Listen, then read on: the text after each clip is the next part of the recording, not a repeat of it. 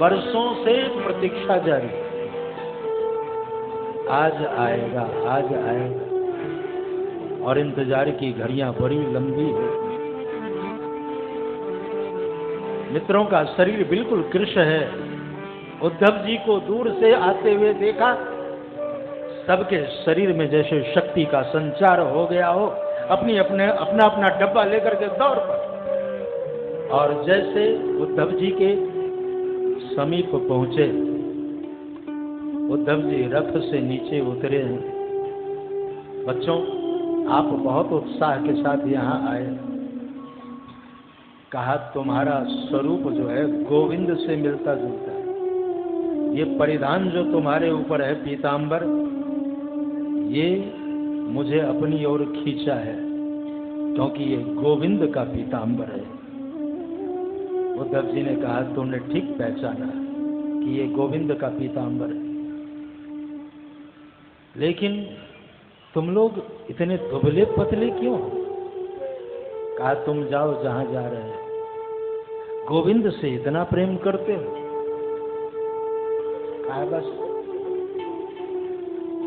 गोविंद का समाचार अगर सुनाना है तो सुनाओ, नहीं तो तुम अपने रास्ते जाओ।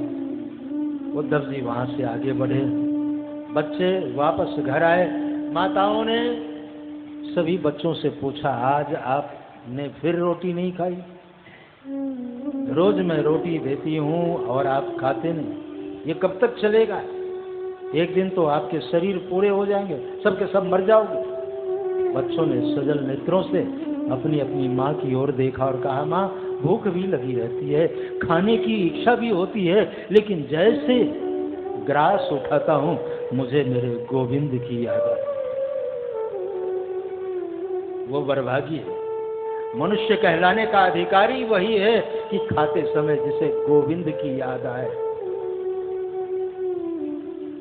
किसी पशु से कहो कि भोग लगाओ और खाओ, वो नहीं लगा सकता, क्योंकि पशु है। मनुष्य का पुनीत कर्तव्य है कि जिसने दिया है एक बार उसे दिखाने में क्या हर्ज है। तुम ही निवेदित भोजन करी, भगवान को भोग लगाओगे तो बरकत बनी रहेगी, अन्नपूर्णा की कृपा बनी रहेगी। और नहीं कहीं अन्नपूर्णा नाराज हो जाए तो प्यासे हो न पावे बारी, भूखे न चनक चारी, जौलो देवी द्रवै न भवानी अन्नपूर्णा। प्यासे को पानी नसीब नहीं होता और भूखे को 4 चने भी नसीब नहीं होते अगर अन्नपूर्णा नाराज हो जाए तो।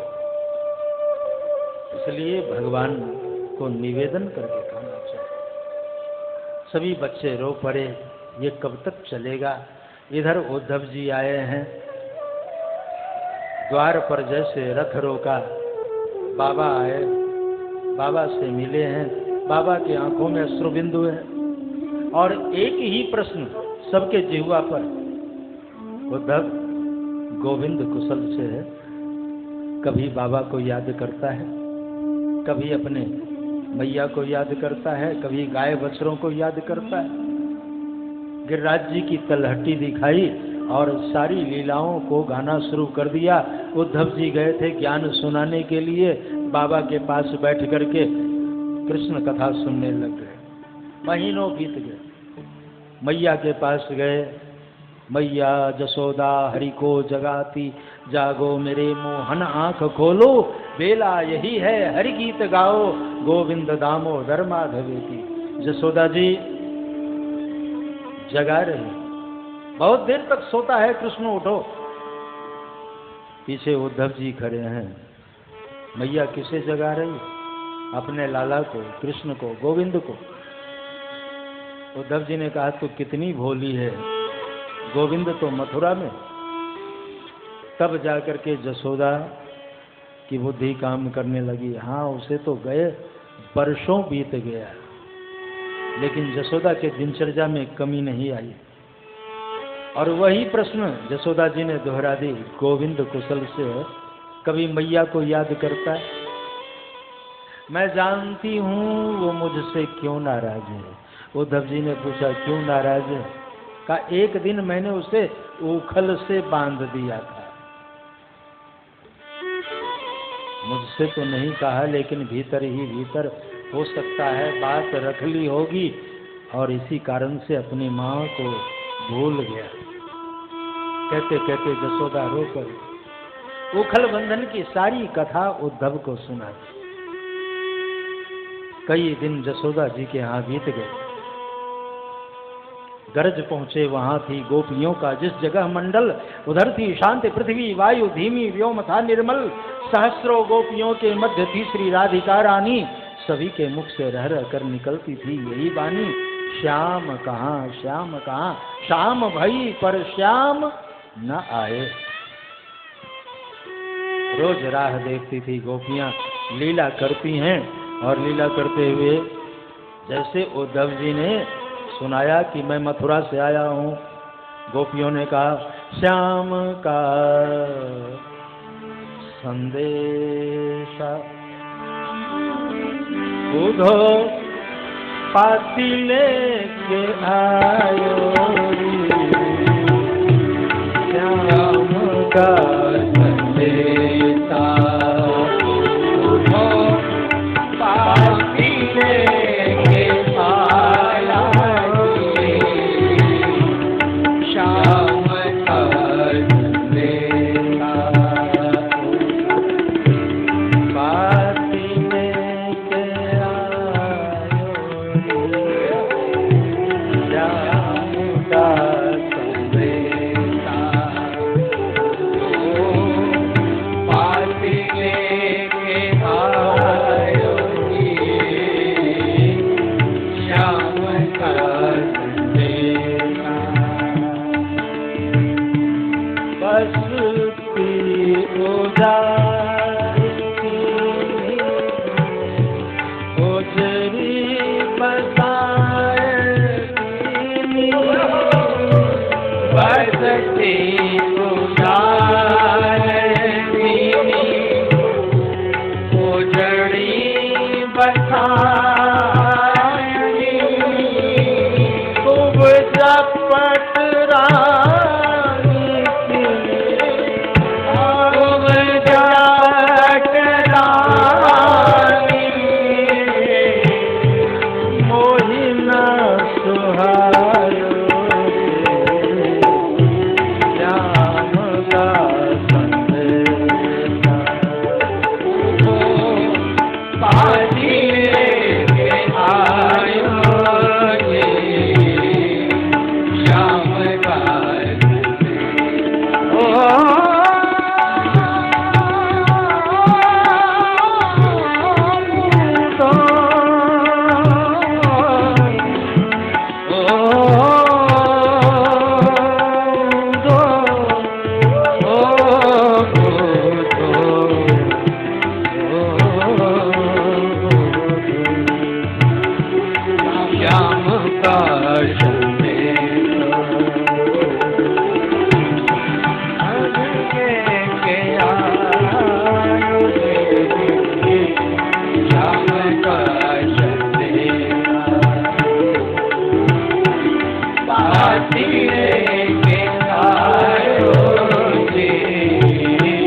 श्याम का कभी 7 दिन उद्धव संदेश ही सुनना। उद्धव संदेश है। मैं समझ रहा हूँ सबकी दृष्टि कुंडिनपुर की ओर लगी है, लेकिन कुंडिनपुर जाने में यहाँ से हवाई जहाज से जाओ तभी टाइम लगेगा।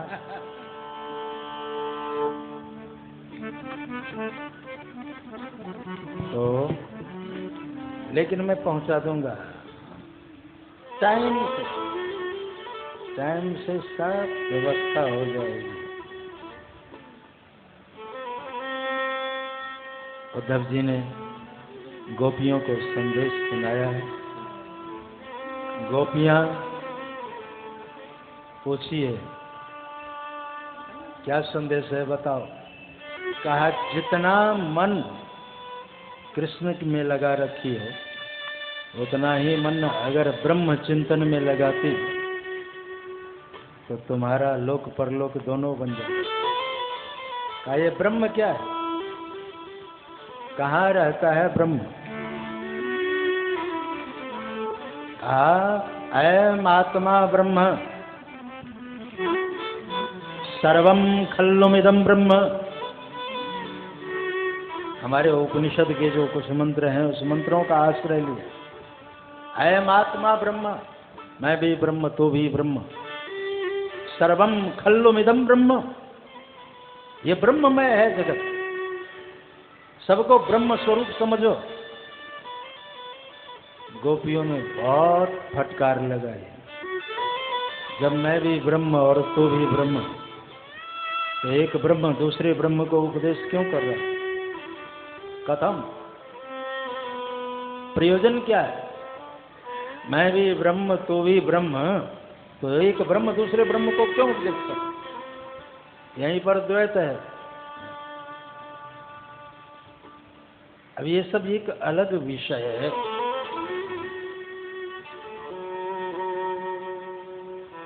ये ब्रह्म चिंतन जो है, तात्विक चिंतन, तात्विक जो प्रसंग है वो अलग है, सबसे भिन्न है।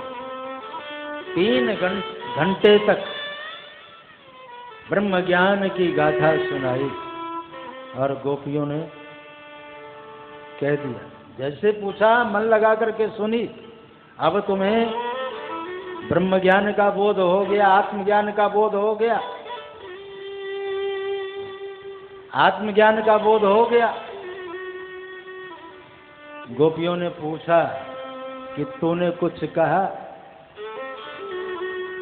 उद्धव जी अपना सिर पीटने लगे।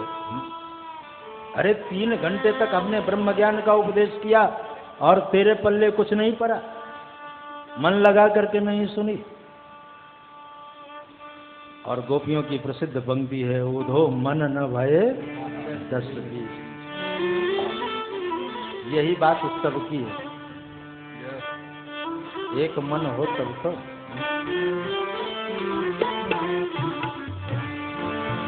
मन चंचलम ही मनः कृष्ण, गीता की।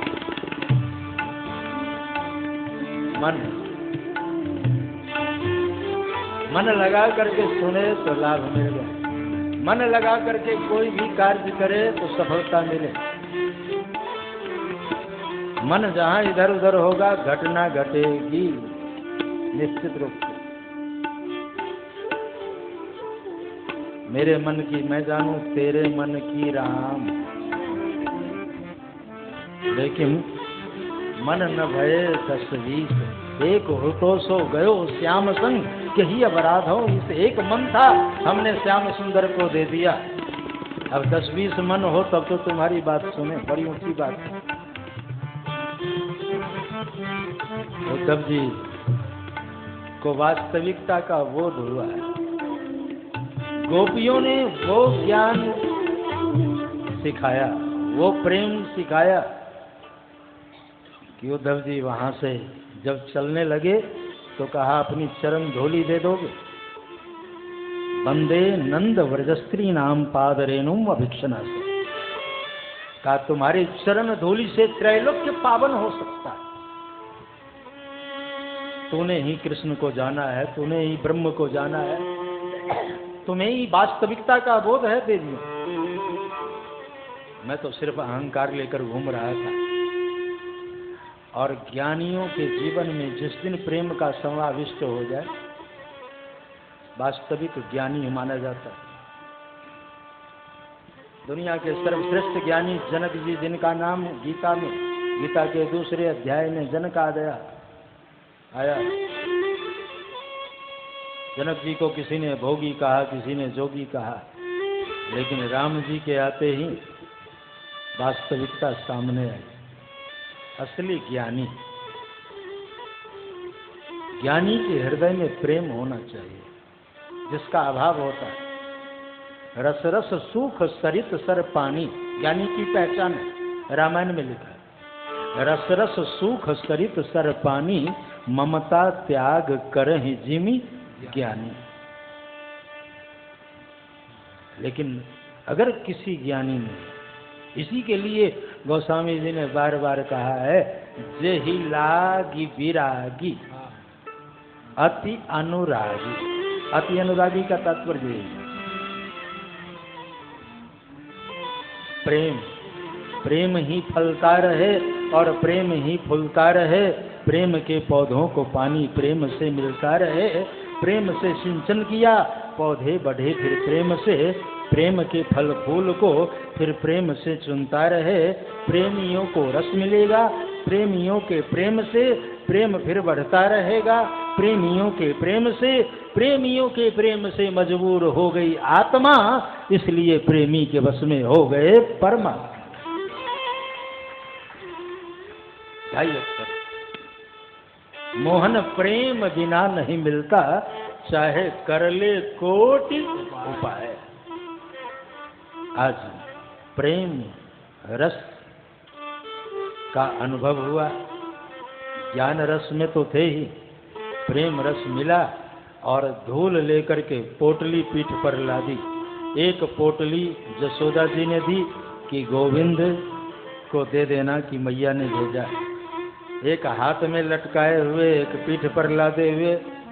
7 महीने बाद उद्धव जी लौट गए थे, एक हफ्ता के लिए 7 दिन।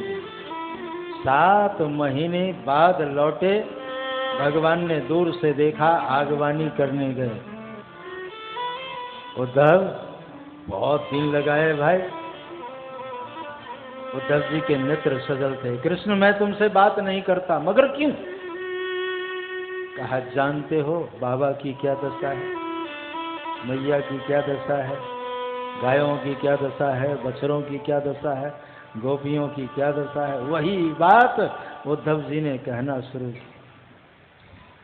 भगवान ने कहा अरे उद्धव, उन अनपढ़ गंवारों की बात करते हो, वही बात दोहरा दी। तुम्हारे आंखों में आंसू, ये मैं क्या देख रहा हूं? उद्धव जी ने कहा ले, ये तेरी है पोटली और ये मेरी है। भगवान ने कहा मेरी और तेरी ये कब से करने लगा? मैं ते मोर तोड़ते माया, ये मेरी तेरी कब से करने लगा? उद्धव कहा ये मैया ने तेरे लिए दिया है, ले ली। कहा ये पीठ पर क्या है? कहा ये मेरे गुरु की चरण रज है। निष्ठावान लोग गुरुदेव का चरण रज रखते हैं, रोज लगाते हैं। आज भी हमारे पूज्य श्रीदेव रहा बाबा जी की, जहाँ वो रहते थे, आज भी उनकी जो निष्ठावान लोग हैं उससे सब पोटली बांध बांध करके रखते। हम जब देशाटन के क्रम में जाते हैं तो कहेंगे महाराज जी का चरण रज। चलो निष्ठा चरण धोली है, ब्रज रज है, ब्रज रज लाए, ब्रज रज की महिमा सर्वोपरि। उद्धव जी से वो पोटली ली और जैसे खोल करके खाने का उपक्रम किया, किसी के सिसकने की आवाज आई। देखा तो देवकी मैया रो रही। भगवान ने कहा मैया तुम्हारे आंखों में आंसू। देवकी मैया ने कहा मैं तेरी मैया नहीं, मैं जननी हूं, मैं जन्म तो दी हूं, लेकिन जन्म देने मात्र से ही कोई मां कहलाने की अधिकारिणी नहीं होती। जन्म देने वाली से अधिक पालन पोषण करने वाली का अधिकार। तुम मेरा पुत्र नहीं, आज से मैं घोषणा करती हूं कि तू जसोदा नंदन कहलाएगा, तू नंद नंदन कहलाएगा। महाराज भगवान माँ के गोद में बैठ करके माँ को समझा रहे हैं। उधर कंस के मरने के बाद उसकी दोनों पत्नी अस्ति और प्राप्ति जब वैधव्य रूप में अपने पिता जरासंध के द्वार पर गई, जरासंध ने देखा और कहा पुत्रियों ये क्या रूप लेकर के आई हो? दोनों रोने लगी कि आपके जामाता का वध हो गया है, और वध करने वाला और कोई नहीं कृष्ण है। इतना सुनते ही जरासंध 23 अक्षोहिणी सेना लेकर मथुरा के ऊपर आक्रमण कर दिया। मथुरावासी घबराए, कृष्ण अब हम लोग क्या करें, कहाँ जाएं? भगवान ने कहा चिंता की कोई बात नहीं। आकाश की ओर देखा, 2 रथ नीचे उतर आए। एक रथ के ऊपर हल और मूसल था और एक के ऊपर शंख चक्र वगैरह थे। भगवान ने दाऊ जी से कहा, दाऊ अपना रथ संभाल और अपना हथियार संभाल। और भगवान ने इशारा किया, चक्र आ गए, सब आ गए भगवान रथ के ऊपर आरूढ़ होकर। जरासंध की 23 अक्षोहिणी सेना को समाप्त कर दिया। जरासंध दाऊ जी के पकड़ में आ गए। दाऊ जी ने जैसे मूसल उठाया, भगवान दौड़कर पकड़ लिए, इसे मत मारो।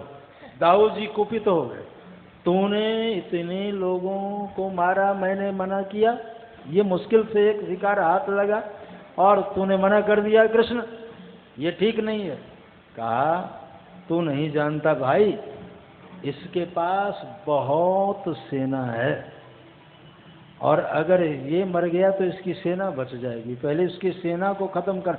17 बार आक्रमण किया और सभी सेनाओं का संहार कर दिया भगवान ने। 18वीं बार में जरासंध उदास हो गया था। नारद जी आए और नारद जी जब भी आते हैं कीर्तन करते हुए एक बार पुनः श्रीमन्नारायण नारायण नारायण श्रीमन्नारायण नारायण नारायण श्रीमन्नारायण नारायण नारायण श्रीमन्नारायण नारायण नारायण लक्ष्मी नारायण नारायण नारायण लक्ष्मी नारायण नारायण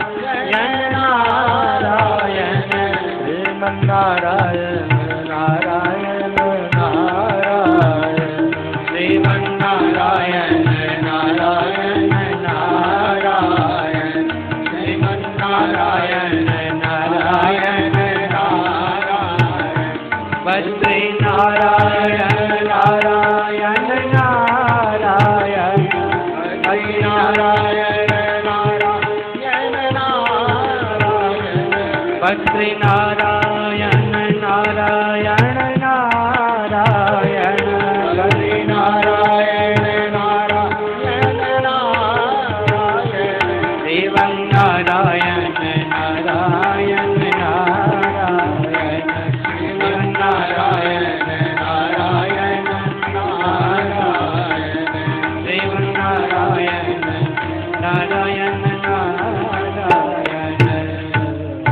बोलिए बद्री नारायण भगवान की जय, श्री वैकुंठनाथ भगवान की जय, भागवत भगवान की जय। नारायण नारायण करते हुए श्री नारद जी पधारे हैं। नारद जी का खूब आदर किया है, सम्मान किया है। नारद जी ने जरासंध से कहा है कि विपत्ति काल में मित्र की सहायता लेनी चाहिए।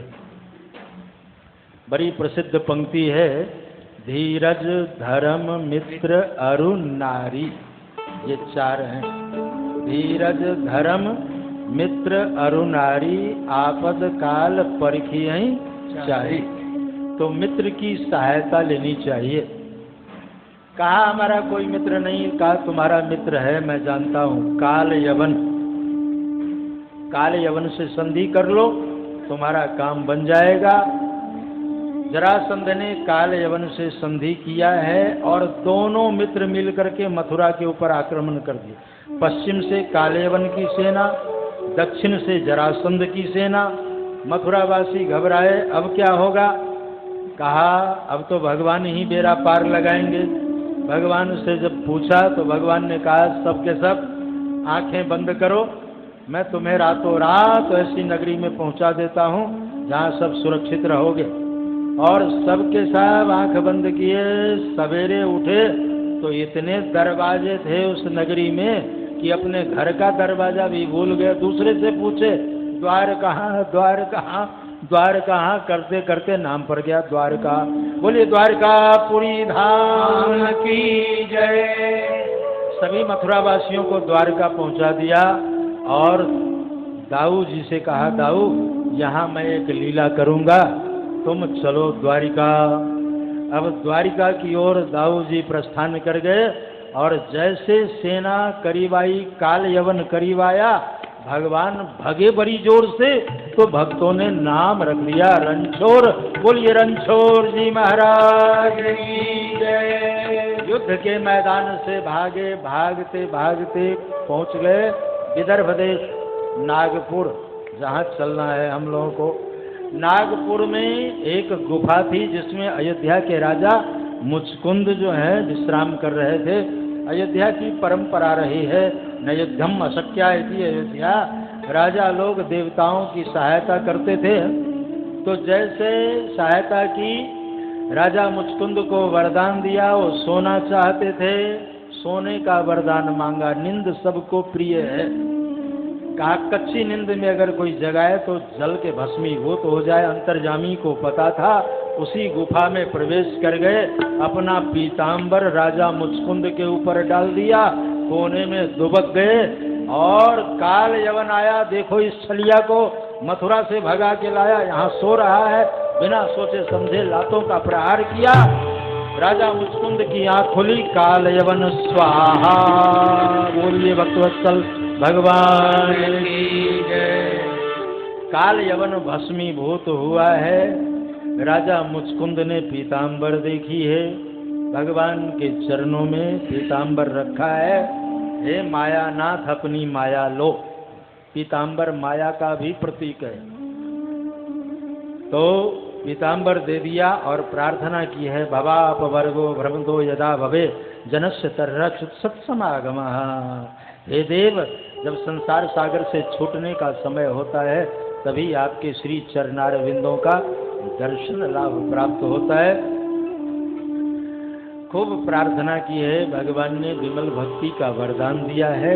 यही राजा मुचकुंद कलयुग में नरसिंह मेहता के रूप में अवतार लिए, जिनकी हुंडी सांवलिया सेठ ने भरी। नानी बाई को मायरो यहाँ भी कई बार लोगों ने आयोजन किया है। एक लघु नाटिका है, मेरे ख्याल से हमारे अशोक जी धानुका जो है वो ये लघु नाटिका कराते रहते थे कथा के समय में। तो ये राजा मुचकुंद ही नरसिंह मेहता के रूप में, इनको एक राग का ज्ञान था, जिस राग को गा करके भगवान को रिझाए थे। आज भी अगर इस राग में भगवान को कीर्तन सुनाया जाए तो भगवान बड़े खुश होते हैं। उस राग का नाम है केदारा राग। अगर राग में मैं प्रवेश करूंगा तो निकलना मुश्किल होता है, लेकिन अब प्रसंग आ गया है तो थोड़ा सा कीर्तन कर ही लेते हैं। श्री कृष्ण गोविंद हरे मुरारे, हे नाथ नारायण वासुदेव। श्री कृष्ण गोविंद हरे मुरारे, हे नाथ नारायण वासुदेव। श्री कृष्ण गोविंद हरे मुरारे, हे नाथ नारायण वासुदेव। श्री कृष्ण गोविंद हरे मुरारे, हे नाथ नारायण वासुदेव। श्री कृष्ण गोविंद हरे। भगवान इस राग के ऊपर बड़े प्रसन्न होते हैं। राजा मुचकुंद को वरदान दिया है, भगवान आगे बढ़े हैं। रास्ते में जरासंध की सेना रुकी हुई थी, देखा भगवान को तो भगवान के ऊपर आक्रमण कर दिया। भगवान दाऊ जी के साथ भेंट हो गई और दोनों भाई पर्वत के ऊपर चढ़ गए। पर्वत में उसने आग लगा दी कि इसी में जल करके दोनों खत्म हो जाएंगे। उसे ये नहीं पता जिनके मुख से अग्नि की उत्पत्ति हुई। मुखाद अग्निरजायत ब्राह्मणोस्य मुखमासीद